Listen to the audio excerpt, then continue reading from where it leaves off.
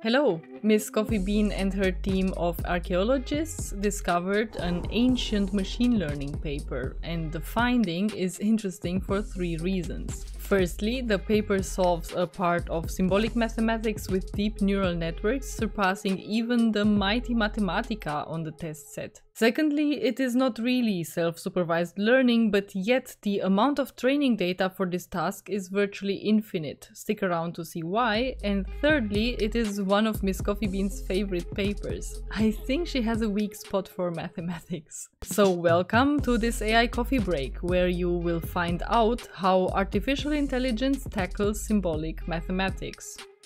Deep learning can do symbolic mathematics, or at least a part of it as far as this paper goes, but why should anybody care about this? Well, you should be hyped because of at least two reasons. First, mathematics follows rigorous rules and is exact. Perhaps you remember that e to the power of x integrated is again e to the power of x plus a constant, and nothing else would be the answer here. But deep learning with its neural networks is clearly statistical, which can be seen as an opposite to rule-based systems where you could prove that you arrive at the right answer 100% of the time. One more reason to care about neural networks solving symbolic mathematics is exactly the symbolic nature of this problem. Neural networks had huge success on domains where representations are continuous in the first place, like in computer vision, where pixels take continuous values, dark spots take low values, while bright pixels have large values.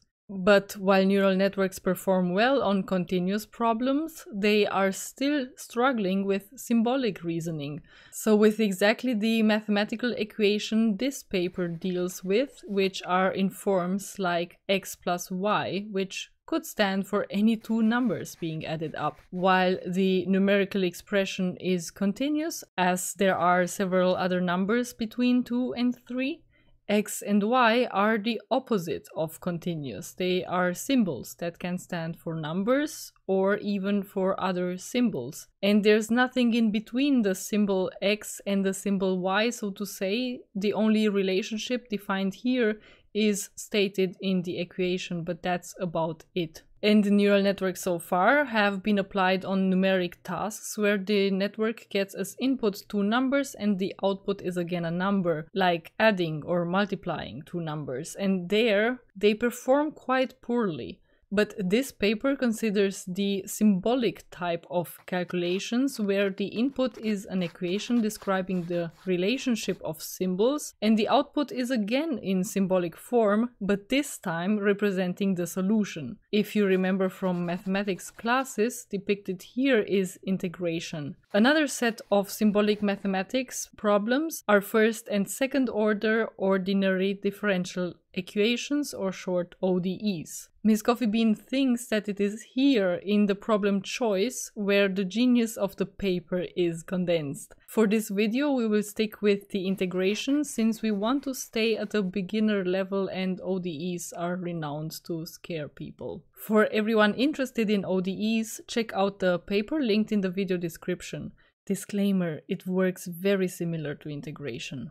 So we think we agreed that both integration and ODEs are hard for humans, and now we want to solve symbolic integration with neural networks. But neural networks require training data, so pairs of functions and their integrals. Where to get that from?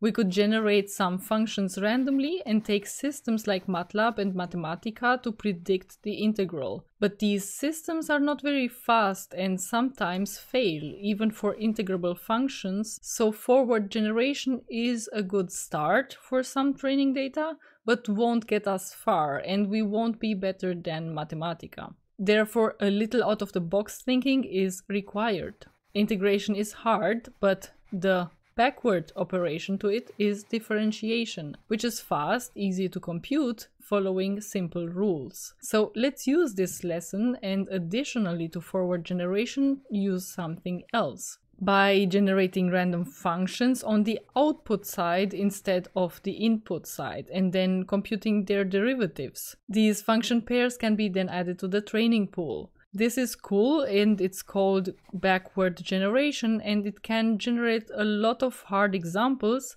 but has the following problem. It is very unlikely to randomly generate very complicated examples in the first place, and even more unlikely is to have them simplify to a very simple function in the derivative. It is important to have these long-short combinations too, otherwise the network could become biased to long equations. To address this, the authors use another clever trick.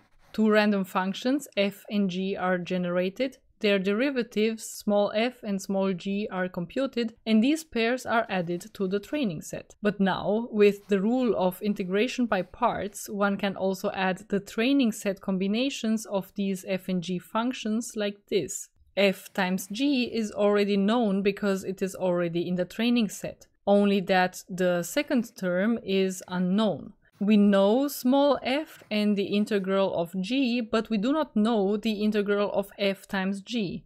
But with enough luck, it might already be in the training set, if this already contains a lot of stuff generated with forward and backward generation beforehand. So every time the authors discover something like this in the training set, they generate a new data point by backward generation with integration by parts. But Miss Coffee Bean, wait a little. The authors have now three means of generating as much training data as they want, with forward and backward generation, also using integration by parts. But all this relies on randomly generating functions, which are then either integrated or differentiated. So three questions remain. How to generate functions randomly, and how to feed them into a neural network. And what is this mysterious neural network anyway? Okay, we will answer these questions one at a time. To randomly generate functions, we first need a way to represent mathematical expressions. The choice here falls to trees, where operators and functions are internal nodes, the operands are children, and constants and variables are leaves. The choice falls to trees because of lots of reasons. Trees represent the order in which operations are executed. Associativity is clear and parentheses become obsolete. And because of this, they are very easy to grow. On the other hand, expanding expressions in the sequential representation is very clear at both ends, but adding something in between might get a little messy. So yeah, if one wants to grow an expression randomly, one just has to randomly select functions, operators, and operands randomly and just check that unary operands, like sinuses or exponentials, get only one child, while binary operands, like addition or multiplication, get two children. Then on to the second question. How to process mathematical expressions now in form of trees by a neural network? Well, we don't process the trees. Wait, what? The authors linearize the trees to a sequence again by using prefix notation, where each node is written before its children from left to right, like in this example. The advantage over the common way of writing mathematical expressions is that the prefix notation does not require any parentheses, which would make the life of the neural network harder by having to remember to close them after they have been opened. So no trees? Neural networks working on trees were very en vogue in natural language processing, see LSTMs. But now NLP is dominated by transformers. And guess what? The neural network employed to solve symbolic integration and ODEs is a transformer. You did not expect that to happen, right? Transformers are now everywhere, yeah. So the authors use a transformer architecture to translate from the input sequence to the output sequence. And with the awesome data generation procedure that can generate virtually infinite amounts of it, there is enough data for the transformer to learn the problem. It does not really matter that symbolic integration is hard, I think we all agree here, because there is enough data, which proves to be, in this case, 20 million examples. Yeah, they generated 20 million data samples, just like that. This is why Miss Coffee Bean thinks that this is genius. Take this equation. You want to maximize research results. You know transformers can do anything, so of course you use them.